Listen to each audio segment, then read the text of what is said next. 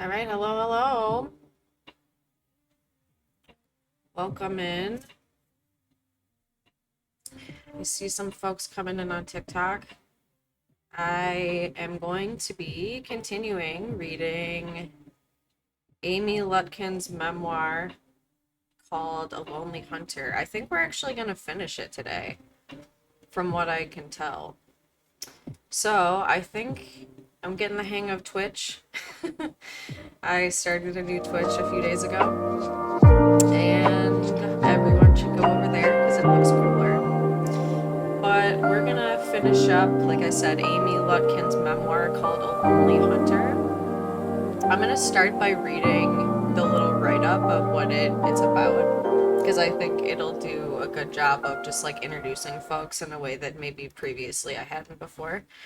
So this is what the write-up on Goodreads says about it. Like I said, the full title is The Lonely Hunter, How the Search for Love is Broken, and it's Amy Lutkin's memoir. And it goes like this. In this crackling, incisive blend of memoir and cultural reporting, one woman's quest to answer the question, when can I say I'll be alone forever, leads her to explore the unprecedented rise of single adults, our society's pathologizing of loneliness, and the purpose of dating. And there's three other short paragraphs that describe it. It goes, one evening, 30-something single writer Amy Lutkin found herself at a dinner party surrounded by couples. When the conversation turned to her love life, Lutkin, who had dated on and mostly off for years, simply stated, I don't really know if I'm going to date anyone ever again. Some people are just alone forever. As her friends rushed to assure her that love comes when you least expect it, and to recommend new dating apps, Lutkin wondered, why, when there are more unmarried adults than ever before, is there so much pressure to couple up? Why is everyone so uncomfortable around single people? Why does it seem like your real life can't start until you meet the one? And is it possible to be single without being lonely? Over the course of the next year, Lutkin set out to answer these questions and to see whether there really was some trick for escaping loneliness out there. She went on hundreds of dates, read the sociologists, authors, and relationship experts exploring singlehood and loneliness, dove into the wellness industrial complex, tossed it all aside to binge watch Netflix and eat nachos, and probe the capitalist structures that make alternative family arrangements nearly impossible. Chock full of razor-sharp observations and poignant moments of vulnerability, The Lonely Hunter is a stirring account of one woman's experience of being alone and a revealing expose of culture's deep biases against the uncoupled. Blazingly smart, insightful, and full of heart, this is a book for anyone determined to make, follow, and break their own rules. It's been really good. I'm really enjoying it, to be honest, in a way that I didn't expect to. So let's get into this. We're actually finishing it today because I've been reading it for a while. So we're about to start chapter 16. I had a previous reading of it on my Twitch, like I said, that I started 4 days ago. Go over there. It looks much cooler. We got a couple folks. Welcome. Oh, thank you for coming in, Mason. Chapter 16 is called Oh Hunting Heart, Shall You Find It? Thank you, you too. All right, let's get into this. Let me see, okay. So, chapter 16 goes like this. I plan to spend a lot of money to celebrate my 35th birthday in February. Several friends were visiting at once, most for work reasons, a few for vacations. Oh, and one small reminder, go over to my Twitch. It looks much cooler. I just started it. I'm really proud of it. Thrilled, I rented an apartment in Venice Beach, big enough for 10 people. It was stupid expensive, actually a very stupid use of money once again, but I really wanted to do it. I wanted to make a big deal about myself because no one else was remotely obligated to do so. At Billy's wedding 5 or 6 years earlier, I was elated to see my beautiful friend being celebrated. It was so special to watch other people acknowledging this important change in her life. The reception was in the backyard of her ground floor apartment in Brooklyn. I watched her greet guests and felt a fervent, weepy love for the girl I'd grown up with, who had turned into this kind, accomplished, beloved woman. I had ingested an entire bottle of wine. We were both hideously sunburned from the small ceremony earlier that morning on Coney Island Beach. We met soon after the event to rehash it all, and she told me how the next morning she'd cried as she went through all the cards and gifts they'd received, filled with messages about how fantastic she was from all the people she cared about. From joy, of course. I was once more moved, happy to think of my friend being showered in all the love she deserved. Then, for a horrible moment, I thought about how I would likely never have a date like that. When I first read about I don't know if I've ever seen this word, sologamy, or a self-marriage, I tried to imagine my grandparents solemnly attending a ceremony in which I married myself and collected gifts afterwards. I have heard of this, but I'd never seen that word. Stories about self-marriage generally focus on women, often highlighting that they're ladies who've recently been dumped. In some cases, the cancellation costs of an actual planned wedding were so high, they decided to just have a big party anyway. In 2017, on assignment for Vogue, Patricia Garcia followed several women who had gone viral after sharing photos and videos of their sologamy ceremonies on Facebook. The responses they received ran the gamut from cheerful support to hate mail. Life coach Sasha Kagan, one of the women profiled who has written extensively about her solo commitment to herself, commented on the fact that there are few far self-commitment ceremonies enacted by men. And this is a quote. Clearly, women feel much more pressured to be married in order to feel validated as women and adults, she said. The mythology of completion on your wedding day with the dress, the ring, the man, these are all the stories that are sold to girls from day one in a way we don't sell them to boys. So there's a deep anxiety and longing in women for a ritual of acknowledgement. I believe men too love to be seen and acknowledged, but marriage just doesn't have the same weight for them. Kagan's ceremony was witnessed by only 2 people and had few similarities to a big traditional wedding ceremony. Even if she eschewed the traditional trappings, her point about desiring acknowledgement via formal ceremonies is accurate. I wanted very much to be acknowledged, and I was disgusted by my inability to stop wanting that acknowledgement, especially in the ways it was woven into monogamous couplehood. My birthday party was an attempt to shrug off this weight if that was possible. My friend Marion was flying in, setting up meetings with the West Coast branch of her acting agency. By a week before the event, she and several other visitors were texting me constantly about logistics and requests for a couch to crash on before our beach night. Welcome, welcome. Oh yeah, it's a little flower. I got it from like a flea market or something one day. I was enjoying it enormously, feeling very busy and important. Also, welcome, welcome. I'm reading The Lonely Hunter. Oh, thank you, Eric. I'm reading The Lonely Hunter, which is Amy Lutkin's memoir. I started a Twitch. Go over there if you want to see like a better view and read a little description of the book. But welcome in, everyone. And thanks for anyone hanging out. I walked into a coffee shop a ways from my house planning to do some work. I like to mix it up, and this particular place had a really good fried chicken sandwich I wanted to eat. My phone buzzed. I checked more of Marion's messages waiting in line to order. I glanced up.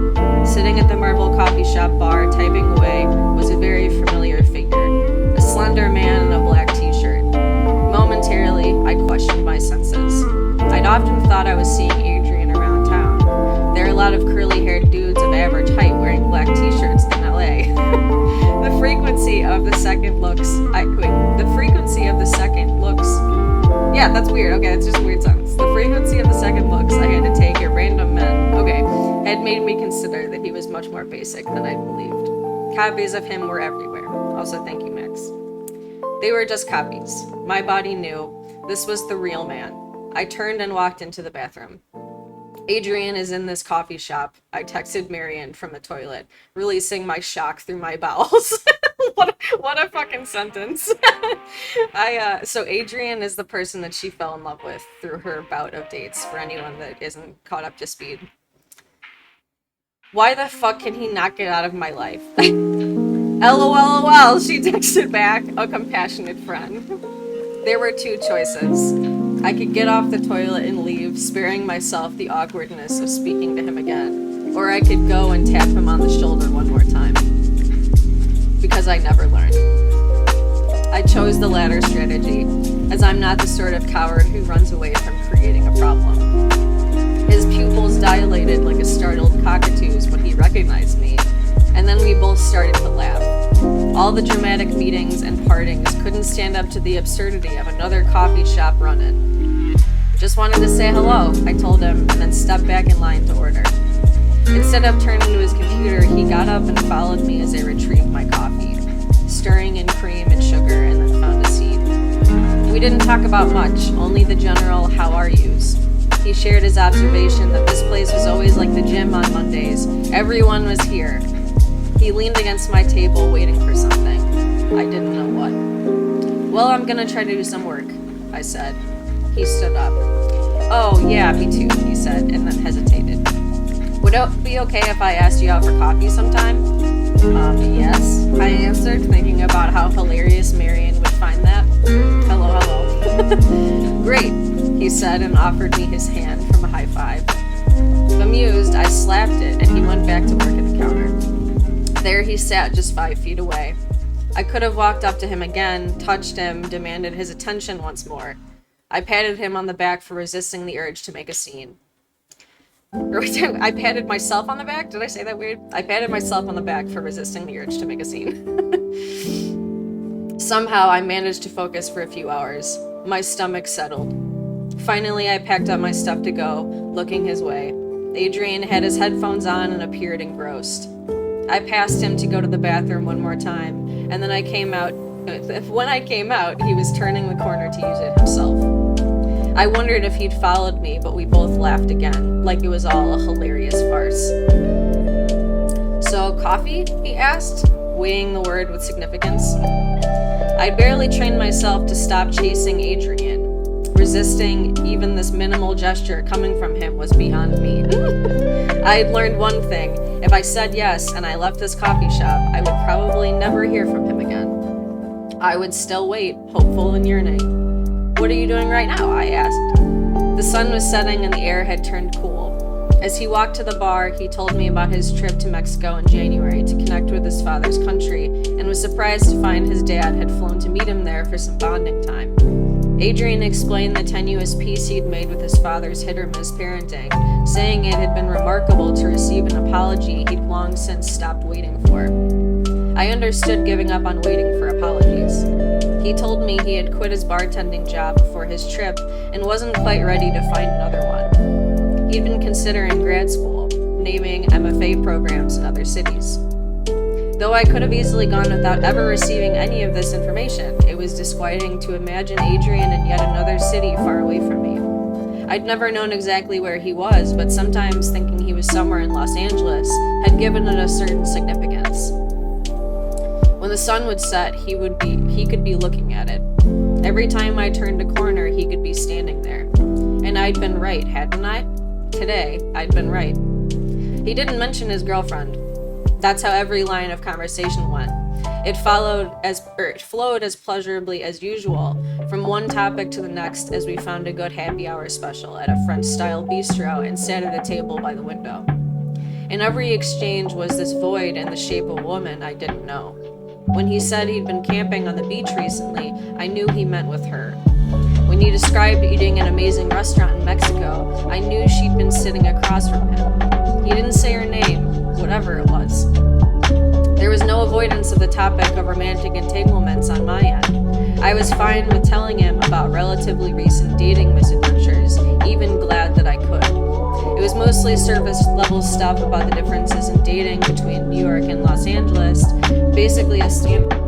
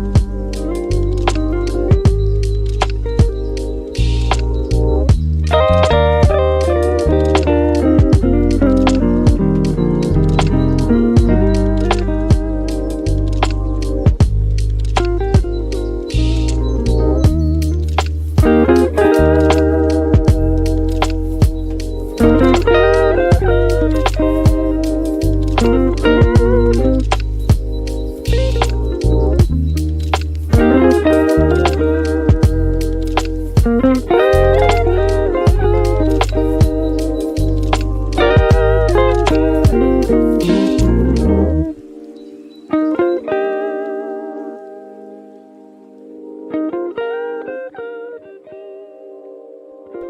shit. It was muted. God damn it. I wonder how long that's been muted. Well, whatever. We're here. At least TikTok you could hear me, but Twitch you couldn't hear shit. So you guess you're gonna have to read my mouth. But the conclusion goes like this. About 1 year later, in March of 2020, my mom got sick. I was in Los Angeles talking to her over the phone until she was too out of breath to answer. Her doctors were certain she had COVID, but at this time, tests were very scarce. They warned her to stay home unless she absolutely couldn't breathe. I spent the days in my apartment, where I now lived alone, walking from the bathroom to the kitchen to my desk. That's like...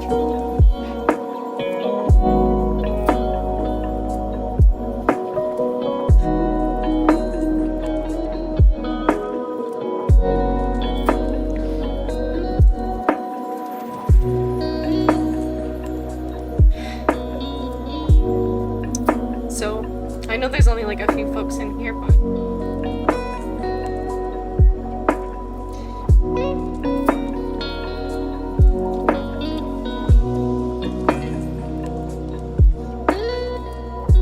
I'm gonna need a moment because I've made some content about this before, but I actually, at the beginning of COVID, I lost my mom to lung cancer, and so that's like really heavy for me to read. Oh fuck, okay. But in like a really, like, it's like I need to feel it, you know what I mean? Like, what's weird is she hasn't talked about COVID in this book. And it's like, it was published in 2022, so you would think that she would have, but that's like one of the first times I've seen her talk about it. And for it to be like her mom.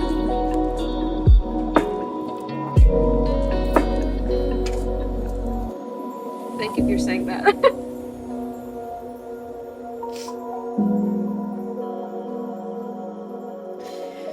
Ooh, okay.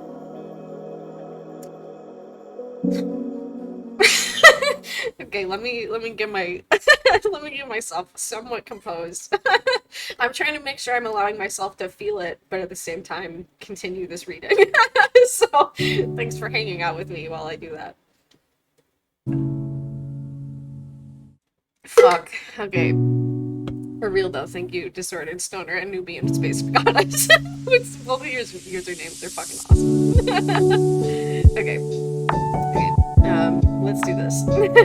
Oh, thank you. Okay, let me start that sentence over. I spent the days in my apartment, where I now lived alone, walking from the bathroom to the kitchen to my desk, reading the reports of how New York City had become emptied as the wealthy fled, how ambulance sirens wailed all day and night, and how there were refrigerated trucks driven up to hospitals for morgue overflow. I wanted so badly to be home, and traveling home seemed incredibly irresponsible. This is gonna be a hard conclusion to read, I can already tell. We're gonna set this right here. Okay. Worry and indecision was a story for so many people, so I will skip ahead and say my mother recovered. Alright, that'll be easier to read then, I think. She got better, though the virus kicked up new symptoms of her degenerative illness. Worry didn't dissipate. How could it? Then in September, my grandmother died. Not from COVID-19. She had a stroke, and I said goodbye to her unconscious form over FaceTime. I wished so much that I had gone home, that I could have waved to her from the street one more time before she left. Fuck. I just started my period. That's really, whoa. This is really like, I mean, it's sad too, but my body is especially vulnerable to this shit right now. And don't I know it. I have hyper empathy. Oh, thank you for that. I feel it. I'm here. Alright. We're gonna get through this one page without me tearing up, I swear to God. Okay. In the first month of the pandemic, I realized I was living as I had lived for many years in my past. Sedentary, self-soothing with food and television and romance novels. Slightly agoraphobic, yet forcing myself to at least go for a walk, so I'd be able to sleep at night. Wearing a groove into the center of my mattress again. It was ludicrous how familiar pandemic life felt. When I stayed in bed because I was certain I'd never find anyone to share my life with, and not because I was trying to prevent the spread of a deadly virus, it felt like running the clock out. Time slid across me like a rock in the creek bed. I did nothing because it felt like there was nothing to be done. I'd let the spring pass, miss the flowers on the trees, and think, next year. The next year would go by and the other people would wake up again to possibility as I remained frozen through another season. I did change my life. Through determined effort and small steps and different choices, I became someone who could do things again. Then a pandemic put me right back in the same place, in bed. Oh, thank you. I know, I love it. It's like we were just talking about this just a moment ago. It's one of my favorite necklaces, so I like that you all also like it. Alone. Staring into an opaque future without much faith that I would ever find anything worth looking for again. Loneliness can feel like a kind of emotional enclosure from which you can't escape. It does not have the same literal boundaries of a shelter-in-place order. There was no universal experience at the beginning of the pandemic, even if it did seem like everyone was feeling lonely in some way those first few months. They were lonely for different reasons, even if those reasons were all triggered by a singular virus. They were lonely because they were isolated due to their age or physical necessity, as people believed at first that it was only the elderly or immunocompromised who really had anything to avoid. They were lonely because they couldn't travel or because they were trying to adhere to social distancing rules and flatten the curve. A phrase that soon came to seem meaningless as U.S. policies pushed us towards a herd immunity model of recovery that equated to mass death. They were lonely because their work was labeled essential and put them in danger, creating a separation between their value and everyone else's. Hold on, I gotta pull my nose.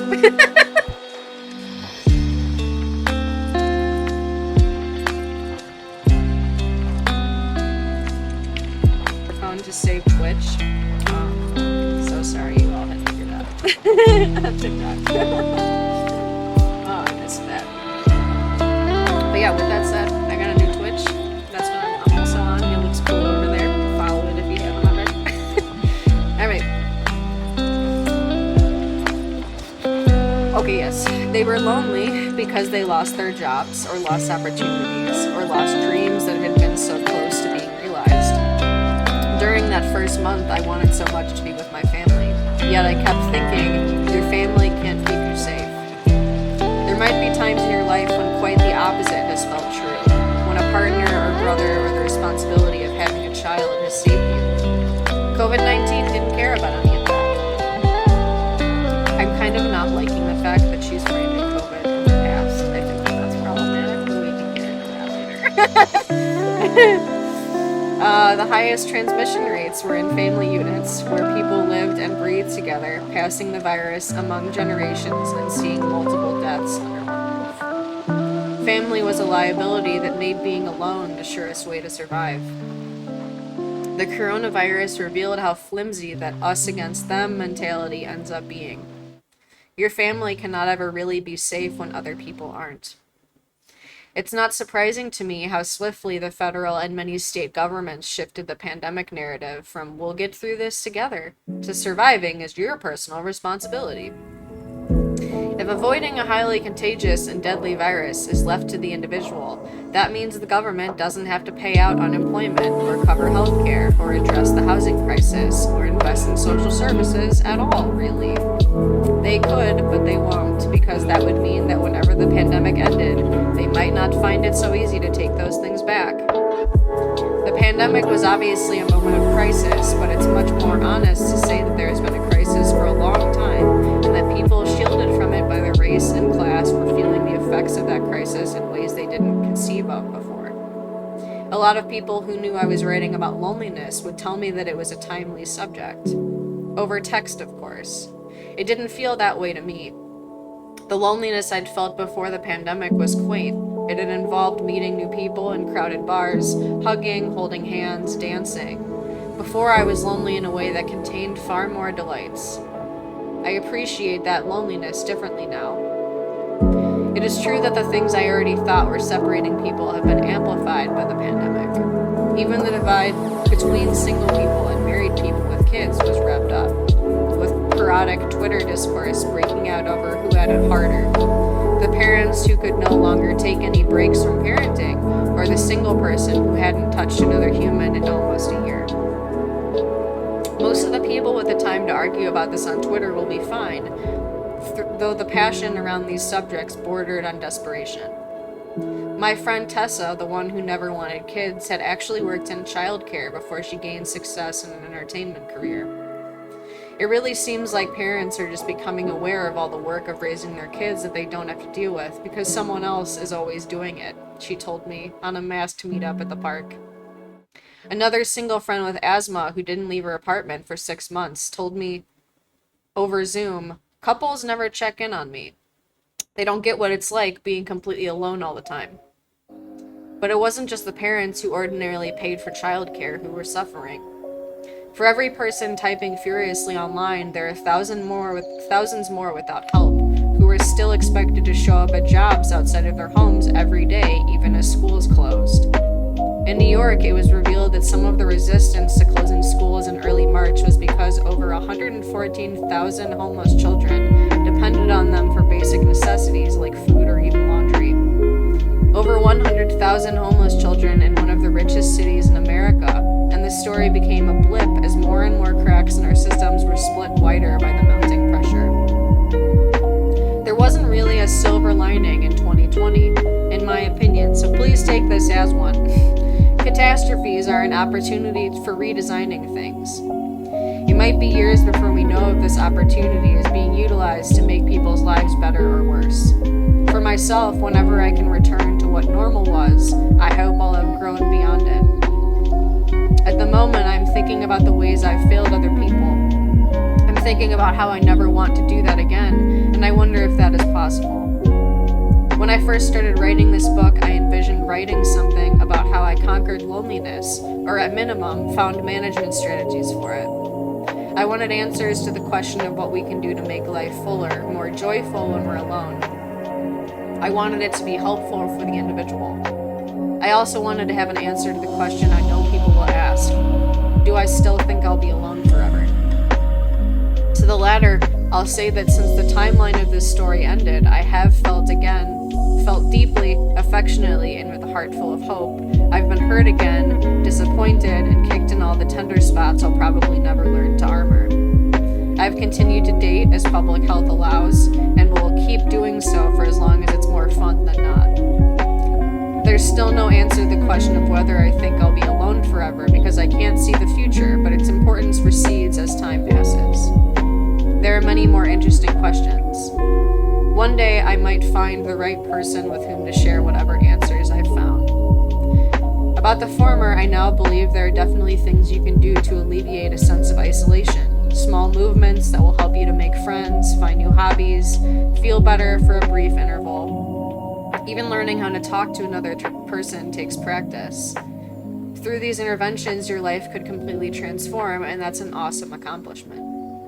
Taking on these practices myself, I learned there were certain things about me that needed to change. My passivity, my fear of loss, my inability to be truly vulnerable with another person. Oh, thank you, Donna. Or is it Donna? There's not Donna. It's two ends, just one end. Also, everyone, I got a new Twitch, so there's more of me with more of this box of Kleenex. And you can see TikTok on so go check it out. What? Anyway, let's continue. Okay. Through dating, I rediscovered how to take chances, learn to become less reactive to rejection, to mature in the ways I've avoided for 6 years. Through falling in love, I've come to understand that I can't accept the very least from someone, even if I want to take anything I can get. I learned everyone is on their own journey that has nothing to do with yours, and that even when feelings aren't reciprocated, they're meaningful. I honor my own ability to have them. Oh, thank you. I don't know who you are, but that's very nice of you to say. I can't really see your profile picture, but I kind of like it. Yes, thank you. This is how it's always been, you know? It sucks, because, like, especially, that's one of the things I've been trying to make sure I'm not, like, changing. I'm, like, trying to make sure that I'm expressing myself as fully as I can. Oh, no shit, Chris! Oh, I love you. Okay, yeah, is it? Okay, I think you're talking with your brother. Were we neighbors? Because I can't, like, your profile picture is, like, this big. Okay, yeah, fuck yeah, nice. It's good to see you. I'm reading this book called A Lonely Hunter. Go follow me on Twitch. You'll be able to see, there's a whole write up there. That's the only reason I'm even, like, pitching it. Oh my god, holy shit. It's nice to see you. Welcome to my reading space. Holy fuck, that's awesome. I love that we run into each other every few years, by the way. Okay, where was I? Oh yes, through falling in love, I came to understand that I can't accept the very least from someone, even if I want to take anything I can get. I learned everyone is on their own journey that has nothing to do with yours, and that even when feelings aren't reciprocated, they're meaningful. I honor my own ability to have them. These were all things I personally needed to do. The only problem is that thinking about loneliness solely through the lens of what an individual can do is in itself isolating. Now I think that when talking about loneliness, it should never focus on what each person can do to make themselves more compatible with things as they are, more attractive, more self-actualized, more whatever you're told you need to be to deserve connection. We should talk about loneliness in order to identify the ways in which we are disconnected by structural systems external to us. Let's think about how we regard others outside of our homes and how much we really need them. Let's think about collectivity. The economic and social conditions that separate people now aren't the natural order, and the idea that a romantic relationship will do all the work to alleviate loneliness isn't that old. The news that loneliness is on the rise and that its consequences are disastrous, our public health means we're at a point when a lot can change if we have the imagination for it. In regards to having imagination, there's an example that comes to my mind a lot. I'm sorry to say it's kind of an awful one, which might be why it lingers. I'm not sure what everyone who doesn't live their life plugged into the internet knows about incel culture. To simplify the modern meaning of the word, incels are generally cis men, usually young, who believe they have been forced to be involuntarily celibate because of rejection from women. As a group, they may be one of the most well-known faces of loneliness outside of the trope of the single career girl. More specifically, incels believe that they're owed sex, and not from women who might reasonably be considered on par with them for looks and charm. They want young, attractive, virginal women, despite the fact they speak of these women in the most denigrating and hateful ways possible, and see themselves as physically repellent as well. Many incels believe the only reason they can't get laid is their looks, and yet, their anger towards women is wrapped up in feeling that they're not getting what they deserve. Who among us hasn't felt like they aren't getting what they deserve? It's a relatable feeling. Had I been angry over the years when I didn't find the relationship I'd been implicitly promised by rom-coms and love songs. They do got brainworms. Yes, there was also a part of me that believed if I were just more attractive, I'd get the devotion so many other women seem to get from their partners. Partners who appeared to be in a long line to love those women. The original incel was actually a woman named Helena who lived in Toronto. I think I knew that, actually. And yes, for sure, disordered and still there. She started a website called Elena's Involuntary Celibacy Project in 1997 about her difficulties with dating, and it became a kind of forum where mostly other women shared the difficulties of feeling disconnected from sexual adulthood. Who knew that incel culture was appropriated? That's fascinating. Yeah, I feel like I vaguely, like, remember hearing, because I heard that there were also, like, cis women incels that were called something else, and I forget what, but yeah, that checks with everything I've ever learned about history. Okay, after that period, she moved on and did start dating, according to an interview she did with the BBC more than 2 decades later. Oh, nice. It is very meta. Good. I hope you feel rebellious. Oh, yes, fem cells. Thank you. Yes. She left her project behind, not realizing how her description, involuntary celibacy, was co-opted by communities on Reddit and notorious forums like 4chan and 8chan, mutating and merging with misogynist men's rights ideologies. She only found out years later when a series of men describing themselves as incels started murdering people. In 2014, a man named Elliot Rodger killed six. Yeah, okay, we're gonna do a little trigger warning for a second for obviously anything related to Elliot Rodger. Let me just make it as broad as possible. In 2014, a man named Elliot Rodger killed 6 people and injured over a dozen more in Isla Vista, California, and then died by unaliving, leaving behind a video manifesto about the ways women had rejected him and driven him to mass murder. His name would be cited by Alec Minassian, who in 2018 would run a van onto the sidewalk in Toronto, deliberately targeting pedestrians and killing 10. I didn't notice what was going on because I wasn't paying attention. My dating life was going okay. I didn't want to think about my history as a late bloomer, Alana told the BBC. Why did anyone expect Alana to be paying attention at all? She started a project about self-reflection, discussion, and support for lonely people. Then she'd moved on. What a difference in approach Alana had compared to the men who corrupted her ideas. Reactions to the violence of white men usually seem to be far more compassionate than they are for anyone else. Yeah, thank you. It's nice to see you. Shortly after Manassan's mass murder spree, the New York Times published an opinion piece by staff writer Ross Douthat. He seemed to take the complaints of male incels quite seriously. In the article, Douthat claims that modern society focuses so intensely on sexual conquests, it's bound to warp any man's perspective on how much sex they should be having. Douthat suggests that the breakdown of family values, chastity, and moderation have oversexed the population, and that is what led to violence, not male entitlement. He then examines the fringe idea that the solution would be the redistribution of sex. So this person is terrible. Just completely. By this I mean that as offensive or utopian the redistribution of sex might sound, the idea is entirely responsive to the logic of late modern sexual life, and its pursuit would be entirely characteristic of a reoccurring pattern in liberal societies, he opines. First, because like other forms of neoliberal deregulation, the sexual revolution created new winners and losers, new hierarchies to replace the old ones, privileging the beautiful and rich and socially adept in new ways and regulating others to new forms of loneliness and frustration. Beautiful, rich, and charming people didn't have a leg up before. I think he really means the women were once forced to marry whomever they could find because they didn't have the alternative of supporting themselves. As that changed, fewer heterosexual men were guaranteed a woman in the house. What pretzels Douthat is willing to bend himself into to justify all sorts of heinous things like state-mandated sex. He goes on to say that sex robots will eventually be able to relieve some of these pressures, confirming his perception that women are objects meant to satiate men's demands. There isn't really anything new to what Douthat suggests, since what he essentially wants is to turn back to an even worse time. It is rare, however, to see people talking so soberly about how society could be dramatically restructured to help with loneliness, because the people who need it can't help themselves.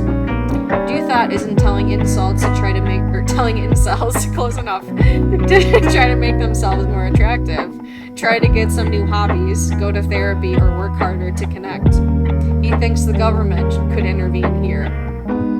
Personal loneliness can become a political issue for anyone under the right circumstances.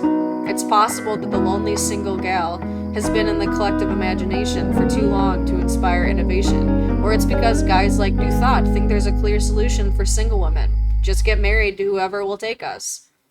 In justice to the incels who don't kill people, single, sexless men were right that as a moderately attractive woman, I'd been able to instigate sexual contact as soon as I really tried, a belief they hold about all women. I think anyone who identifies as an incel is very wrong, though, that what they want is just sex with the most submissive young virgin they can find. An incel is only another person whose perspective has been so influenced by what they're told is normal that they've cut off all avenues of escape from the idea. What other avenues could we take? Can we do better than suggesting what's been done before? In All the Single Ladies, Rebecca Traister offers a few practical solutions for how single people can safely remain single and for making marriage more egalitarian for those who choose it. She wants strong equal pay protections, a higher minimum wage, a national health care system, mandates that insurance companies cover IVF and reproductive care, subsidized housing for single people. It's currently not illegal at the federal level to discriminate against potential renters because of marital status. I didn't know that, actually. Reform of local laws that make it difficult for people to live communally who aren't related. Universal childcare and government-mandated and subsidized paid leave for both parents after the birth of a child. This list of transformative, radically progressive suggestions, I wouldn't call them radical, suggestions is thrown into her book's appendix. In her last paragraph, she writes, "We are increasingly a land of free people who at various times in our lives enjoy companionship and care, and at other times do not. We must not continue to function as if every worker has a wife, caring for his home and his children for free, or as if every wife has a worker on whose paycheck she must depend." Author Bella DePaulo, who wrote Singled Out, How Singles Are Stereotyped, Stigmatized, and Ignored, and Still Live Happily Ever After, also has some uncompromising suggestions in her book for how society could transform. DePaulo's ideas for ending obligatory couplehood would be an extreme overhaul of current systems. She suggests breaking down the power of marriage immediately by taking the government out of it. It would be an institution left entirely to churches or secular businesses to handle, essentially demolishing all government protections created through the marriage ceremony, truly separating church and state. Obviously, that would be a dangerous proposition for a great many people, especially those in the United States who depend on a marriage certificate for a visa. That's what I was thinking. I was like, I don't know. She's making this sound better than I think would play out. Let me get a drink of water real quick. Also, go over to my Twitch. I made it like 4 days ago.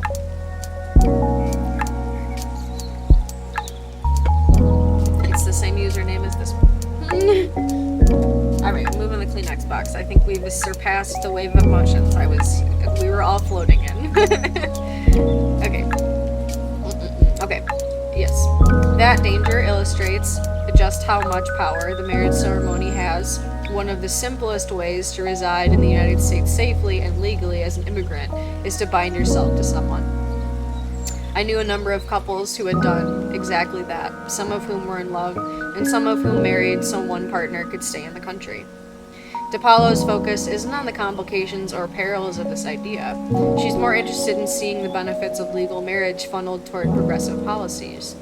She also wants universal health care and a huge expansion of the Family and Medical Leave Act to accommodate caretakers who help anyone, ill or disabled, within or without their immediate family unit.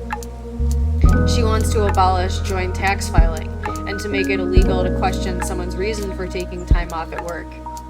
Interestingly, married people with children feel they're stigmatized for taking time off related to family, and single people think their reasons for needing time off are taken less seriously than their counterparts with family obligations. It ended it on the next page. A change in policy might be to everyone's benefit.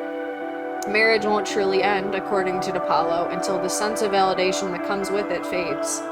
If her legislative suggestions came to pass, people would see less marital or social safety in the act of coupling. Couples would be less inclined to attach so much of their identity to the process of dating and cohabitating, and perhaps even the sense of ownership around biological children would dissipate, allowing people to recognize a wider need for all kids and to share and receive care in society, whoever their technical parents are. With this freedom, being in love could become a much more joyful venture, something to participate in simply for the satisfaction of connection, the power of intimacy, and the fun of sex, rather than as the supreme confirmation of human value.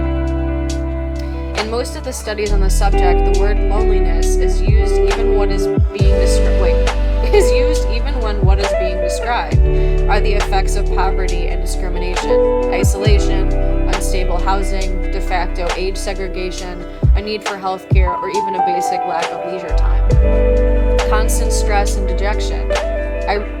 That's it. I really believe there is so much focus on singleness because grappling with these other issues would require a change of everything around us. I also believe change is possible.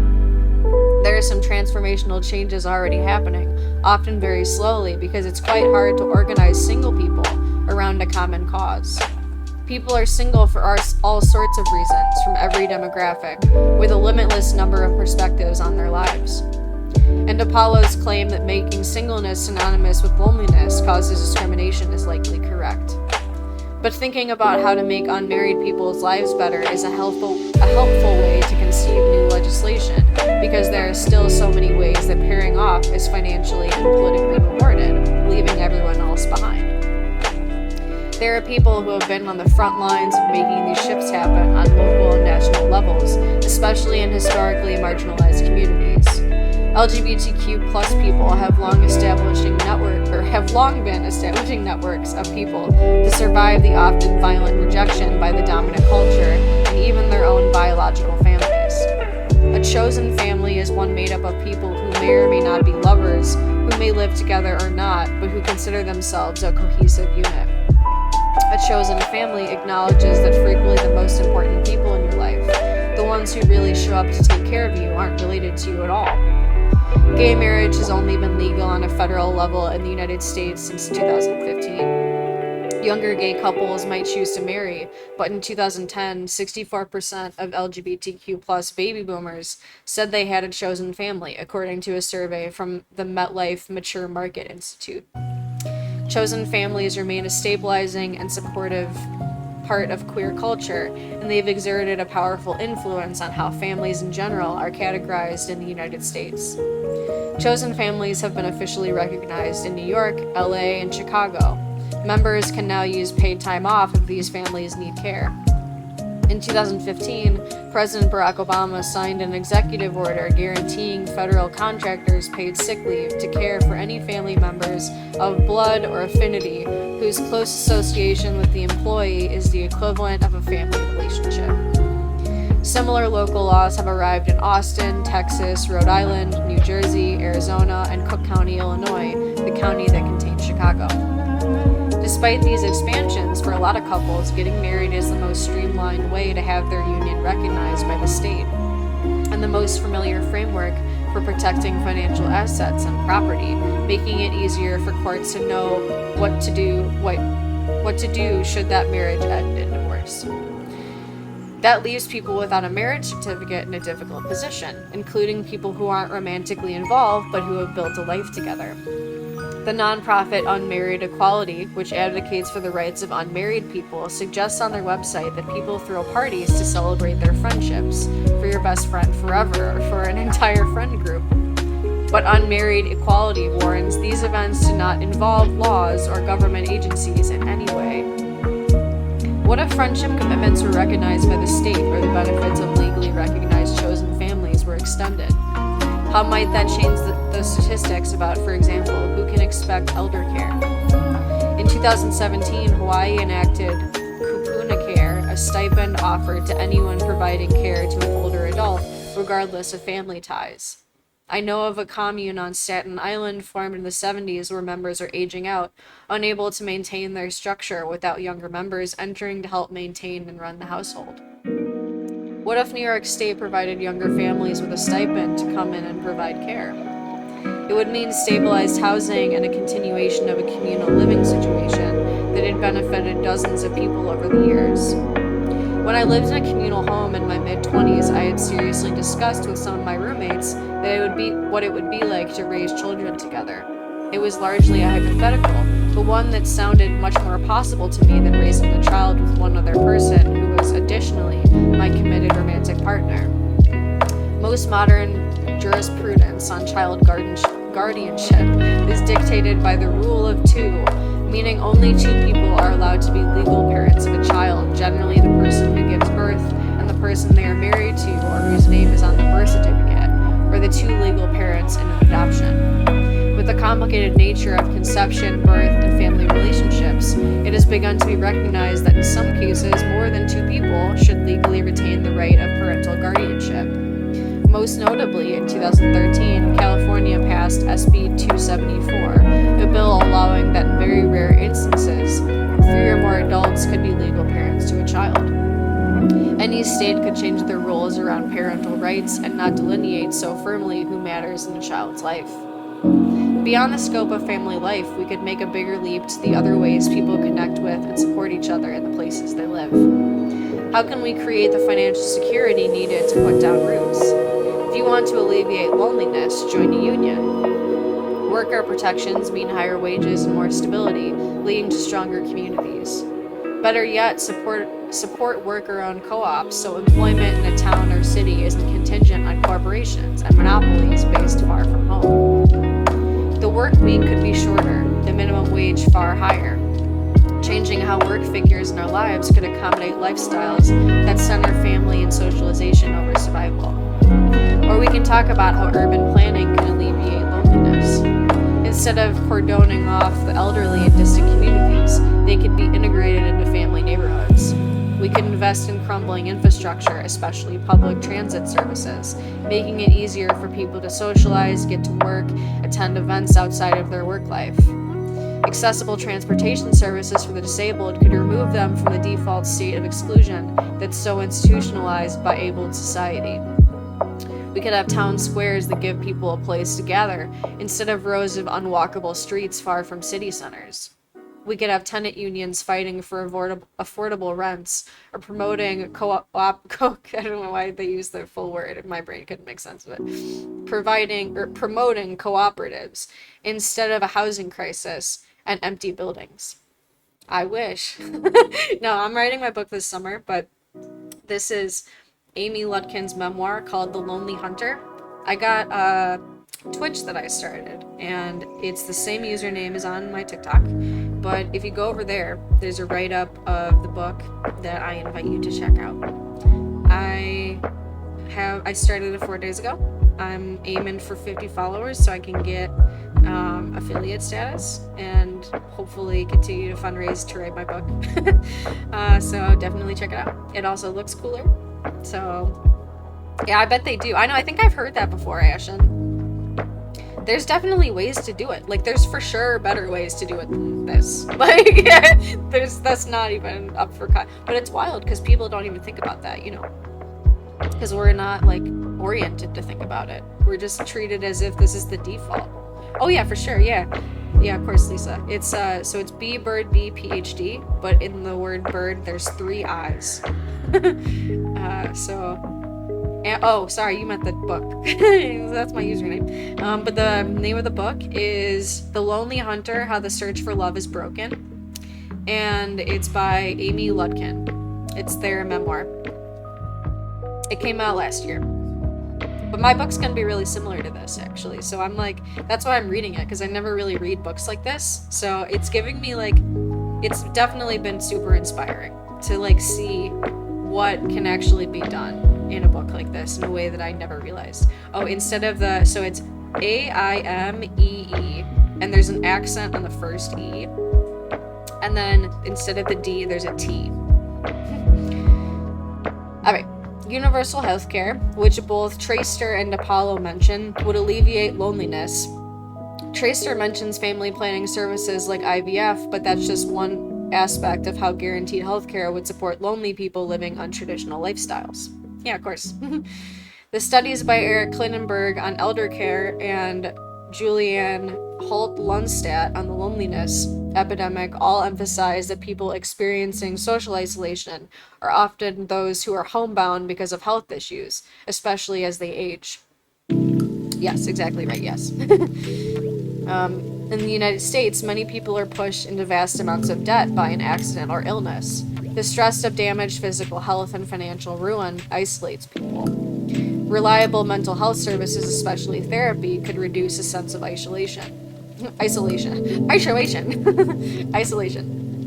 Loneliness is called an epidemic, and yet we avoid connecting the dots when it comes to the cost and scope of healthcare. We could abolish punitive systems that create loneliness as the least of their ills, from the racist prison industrial complex to the violently xenophobic U.S. Immigration and Customs Enforcement. Both break up families, with the burden falling disproportionately on Black, Latino, and Indigenous people. During the pandemic, and I hate that that's the language that she's using. My book is going to do it very differently. News outlets reported that hand sanitizer produced in New York State was being made by inmates at their Great Meadow Correctional Facility, even as coronavirus ravaged prisons where few had access to hand sanitizer themselves. The situation was the perfect encapsulation of how people are dehumanized and disenfranchised by the prison industrial complex, then expected to remain out of sight and suffer. Even if it were true that prisons function as a way to reform character or extract debts to society, they don't. She says that in it's not just me, she also says that, which I'm glad to see. There could be no excuse for the stigma and separation that can dog a formerly incarcerated person the rest of their life. In the summer of 2020, when protests over the murder of George Floyd by Officer Derek Chauvin began, it wasn't only about racist police violence. It was about how the pandemic was already killing Black people at a far higher rate than white people in the United States. It was about racial justice in healthcare, housing, and the workplace, and the need for meaningful reparations. Many of the issues white people are becoming aware of under the extremity of a pandemic have been suffered by Black and Indigenous people since the United States was colonized. COVID-19 put a lid on a pot that was already simmering. All the justified rage and pain boiled over. Protesting is one of the few group activities of 2020, and it felt meaningful to participate. Prison abolition and defunding the police had been relatively fringe proposals, as activist for prison abolition Miriam Kaba says in an essay from her 2021 book, "We Do This Till We Free Us." The essay was originally published in 2014 and addresses the protests in Ferguson in response to the murder of Michael Brown by Officer Darren Wilson and the ensuing proposals for police reform. Advocates call for reform, suggesting that the current practices and systems are broken and/or unjust. There is a racist backlash by people who support the police. A very few people whisper that the essential nature of policing is oppressive and is not susceptible to any reforms, thus only abolition is realistic. These people are considered heretics by most. I've spent years participating in one way or another in this cycle. According to Kaba, only 6 years ago, abolishing the police was a proposal from heretics. It became a common phrase on protest signs across the country in the summer of 2020. It's a testament to the speed with which ideas can become mainstream when evidence of their validity mounts, and to the widespread recognition that community health is more underfunded every year as the police become more militarized. Even people sensitive to the words defund the police were likely to understand fund education, fund healthcare, fund community centers, and that money is better spent on these things than policing. Everything worthwhile is done with other people, Kaba says in her book, as she's interviewed by sociologist Eve L. Ewing. That's the framework within which she approaches activism and organizing, and I find myself thinking it often since I read the words. To implement even a few of the changes above would require a huge shift in political power. We need representatives who push to tax the ultra-wealthy and put those taxes back into the communities that prop them up. I could critique that immensely because it's going to require much more than taxing, but we'll keep talking about that later too. Change like this requires a huge shift in thinking and how we see one another and what we think we owe one another. Each of these issues is limitless, and the movements based around them are interconnected. Mentioning them seems far outside the scope of my personal story, but as the pandemic unfolded, it became more and more ridiculous not to mention them. I've realized that ignoring the much bigger reasons why people are isolated denies that they are often purposefully isolated. It's Together we can change so much, but not if we think we're alone in loneliness, spending all our time scrambling to find a way out by ourselves. We are all grappling with ways to break out of the narrow story we're told about what's possible, either by choice or necessity. One person can't alleviate every issue that intersects with the loneliness epidemic, but these are the suggestions I've come up with for a very small start. If you're lonely, pick one thing you can do to make the world a more just place, and find the other people trying to do the same. Pick one thing you can do that separates you from other people's humanity and refuse to do that thing. And pick one thing you think is wrong with you that justifies your loneliness and ask, who gains power from me believing this about myself? That's such an important thing. That's so important. Like, so important. The deepest love has to include the work of solidarity, sometimes messy, boring, painful, sometimes violent and frightening. It's a love that goes beyond the sensations of body and mind, and beyond the euphoria of romance, past the doorstep of my home. The capacity to love and to let it encompass more instead of less is the only thing that has ever made me feel less lonely. That's the end. Oh my god, I thought she was going to say something more. Holy, okay, that's it. We did it. I mean, yeah, that's true. Yeah. Well, that was Amy Lutkin's book called The Lonely Hunter. I'll read so like I said, if you haven't already, I haven't seen anyone follow my Twitch. It's the same username as this. I just started it 4 days ago. But I'll read the write-up of it one more time. It's up on my Twitch, so that's why I say it. I'm not pushing you over there just because I'm trying to do that. I'm doing it because there's also the write-up there, so if it helps you to like read along also, it would make most sense. But this is what the write-up says. So the full title is The Lonely Hunter, How the Search for Love is Broken. And like I said, Amy Lutkin is what write-up? Oh yeah, no, it's okay. I know, I've only even started using Twitch like as an app like maybe a week. So I feel you. It's actually pretty easy to get into, and it's free, so I mean. But anyway, this is what the description says about it. So in this crackling, incisive blend of memoir and culture reporting, one woman's quest to answer the question, when can I say I'll be alone forever, leads her to explore the unprecedented rise of single adults, our society's pathologizing of loneliness, and the purpose of dating. One evening, 30-something single writer Amy Lutkin found herself at a dinner party surrounded by couples.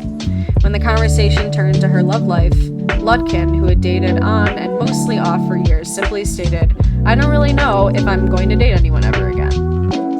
Some people are just alone forever. As her friends rushed to assure her that love comes when you least expect it, and to recommend new dating apps, Lutkin wondered why, when there are more unmarried adults than ever before, is there so much pressure to couple up? Why is everyone so uncomfortable around single people? Why does it seem like your real life can't start until you meet the one? And is it possible to be single without being lonely? Over the course of the next year, Lutkin set out to answer these questions and to see whether there really was some trick for escaping loneliness out there. She went on hundreds of dates, read the sociologists, authors, and relationship experts exploring singlehood and loneliness, dove into the wellness industrial complex, tossed it all aside to binge watch Netflix and eat nachos, and probe the capitalist structures that make alternative family arrangements nearly impossible. Chock full of razor-sharp observations and poignant moments of vulnerability, The Lonely Hunter is a stirring account of one woman's experience of being alone and a revealing exposé of our culture's deep biases against the uncoupled. Blazingly smart, insightful, and full of heart, this is a book for anyone determined to make, follow, and break their own rules. But yeah, I really liked it. It's really good. I read the whole thing. I read most of it on TikTok Live. But what sucks is it's like, I don't know how to download, like I've tried it on my phone, I've tried it on a computer, I can't for the life of me figure out how to download them so that it will actually save as like an MP4 or a MOV file, and I don't know if that's a me problem or what, but it seems really difficult. It just keeps saving it as like a text file, which is useless to me because it's not like I can play that and then share it somewhere else. So I read, before I really like fixed more of my audio issues on Twitch, I read chapters 13 through 15, which are up on my Twitch. And then this is also on Twitch, as well as TikTok. But obviously, if you would like to rewatch the beginning that maybe you didn't catch, it'll be up on my Twitch. And yeah, that's it for now. I'm trying to figure out what I'm going to read next, actually. So here's why I was going to read it, or why I did read it. What am I talking about? So I was recommended this book, even though I never read books like this, because my dissertation is about sexual ecologies in the algorithmic age. And after a colleague of mine read my dissertation, they were like, you got to read this. It's in the same landscape as your book, and it talks about the same topics. And I was like, all right. Gave me like 4 or 5 book recommendations. So here I am. I read it. I don't know what it is. If it's I don't know if it's just the prolonged and ongoing trauma of the pandemic, or finishing a PhD during that ongoing prolonged trauma. But I've had a very, very difficult time reading to myself. So this gives me inspiration and excitement to do it, like reading it to y'all. So it really means a lot to me that you're here, like listening, because it makes it like fun for me. It inspires me to do it. So I'm gonna try to figure out what to read next. I have so many books that have just been sitting in bookshelves that I haven't been reading. So like I have nothing but more books to read. And I'm excited because like now that the semester is up, I only have more time to do that. And it's great because like not only would me doing this be like meeting what I always want to do, like the reason why I created, you can already see like I'm literally, so this is like everything that I want to do. This is like my whole purpose of creating the TikTok in the first place, even before anything like was seen by anyone on a bigger scale, was just to share information with the public, because a lot of my work is just like there's enormous elitist barriers between the public and knowledge. So like I wanted to share those ideas that I know are going to be most applicable to people that need that information, because I'm poor too. It's funny because like I think people oftentimes don't get the level of poverty that like a new PhD is operating in, but I'm poor. I can't afford to give mutual aid, truly. Like I am struggling. I'm getting paid substantially less than I need, and this is my first post PhD position, so I wasn't aware that I was only going to get paid 9 months of a year, right? I don't know how I missed that like memo, but basically I'm writing this book this summer because of the community I've met on TikTok, and because I know that it's not only going to be incredibly cathartic for me, but it ties in all of my research. It's going to be like, so the book is, and it's in my Twitch bio as well, and obviously I've made a lot of content about it, even just today. It's called, the tentative working title, Neuroqueer Self-Realizations in the Algorithmic Age. Because one of my main findings in my diss, looking at TikTok discourses, is, wow, look, there's a bunch of people that have come out since COVID started talking about they didn't realize they were queer in whatever capacity, whether that's gender, whether that's sexual orientation, anything. Like, I mean, the just deconstruction of binaries of biological sex and gender, which of course are 2 distinct things, and the way that language builds our worlds, the reason why most of us didn't know we were autistic, or that we didn't know we had ADHD, is because the media of the diagnostic criteria has failed us, because it's created by humans that were biased, viewed only like a very small group of us as fully human, dehumanizing most of us. And then, so like that's what I'm going to tile it in with, like not just academic insights, but also like the poetry that I write and I use to process my unfortunately incredibly traumatic life. You know, it is what it is. I just say it because it is. And then personal narrative, because I know that that's going to be what, just from this experience of being on this app, it's what is most impactful to people, and y'all get it a lot more than I had any idea you would.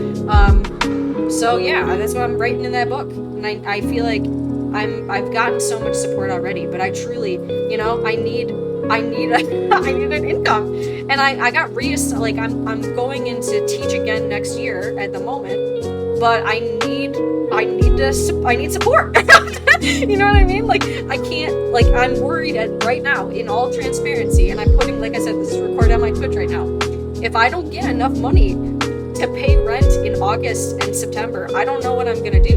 Like, that's the position I'm in, unfortunately, right now. And what sucks is that it's not that I don't have a job lined up, because I do. I put in an enormous amount of work out there all the time. I'm constantly working. And I mean, any autist can attest to that, right? Like, we're always going above and beyond. It's by no means a lack of my effort or my skill sets. Like, this is, unfortunately, a really complicated dynamic in which I'm realizing, oh fuck, I didn't know I wasn't getting paid for a full year, because I thought that when you get a first job, that's just what happens. Turns out no. So I need to basically find a way to make sure I can sustain myself. And this will be fun anyway. So it's just, I don't know, it seems like it's the best of all worlds. So while I'm reading to you, this is all to say that as I'm reading to you, not only is it checking a box on me doing the research and sharing the knowledge with you, but also like incentivizing me to like make sure I can survive. It's just all the things that I think this will be able to do at the same time. So that's what I'm trying to do, and I'm not even trying it. That's what I'm doing. I'm gonna do it anyway. And so anyone here along for the ride is much appreciated. Any support you can offer, but even if you can't, hang out with me. I'm so here for that anyway. Because trust me, like I said, I know I can't offer shit because I can't afford to. And it sucks. It fucking sucks. Because I thought that at this point in my life, at 33 with a PhD, that I would be able to afford more than I can. But that's the situation we're in. That's why I share all the findings. Like whenever, like as soon as I learned that like what they said 51% of the US public makes less than $35,000 a year, I was like, are you fucking serious? Like, I make $42,000 a year, 9 months of the year, and I can't survive. I don't know how anyone could possibly be surviving on 35, especially living in a different place. It's impossible, and we all deserve better. And we know it, but it's shit because we're treated as if we don't, and that's fucking bullshit. Ugh. All right.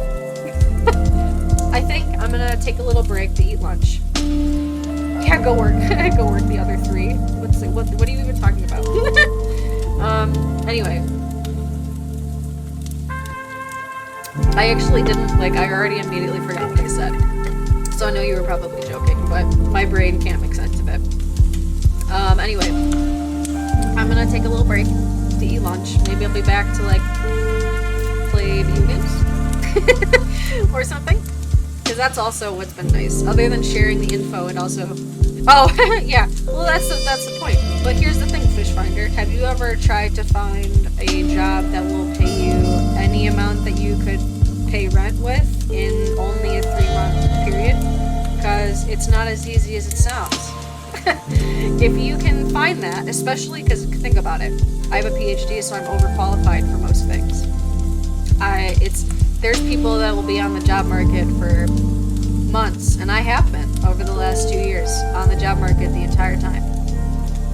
Not one bite, despite all my skill sets. I have Fiverr accounts, I have all kinds of shit. I have a lot of work out there. Well, good for you. I'm happy for you. The point is that that's the exception. So, this isn't the space for that. You don't know what my situation's like, so it would be great if you didn't act like you do. Alright? Because I'm telling you that it's not something that is as easy as you're making it sound. Anyway, like I said, I'm gonna go have some lunch. I'll be back later, probably playing video games or hanging out or something. But thanks for hanging out again. Like I said, give me a Twitch follow if you haven't already. Check it out. I'm trying to get 50 followers at least as soon as I can, so I can get affiliate status and start doing that whole funding shebang because of everything we just talked about. And just happy to hang out. So I'll see you around. See you, Ina. I hope I said your name correctly. Ina, maybe? Ina? Let me know. Or don't. That's okay. I guess I actually don't. I know that you think you're providing input that is useful, but let me tell you, you're not. So, there you go. Maybe take a moment and consider that you don't actually know what you're talking about.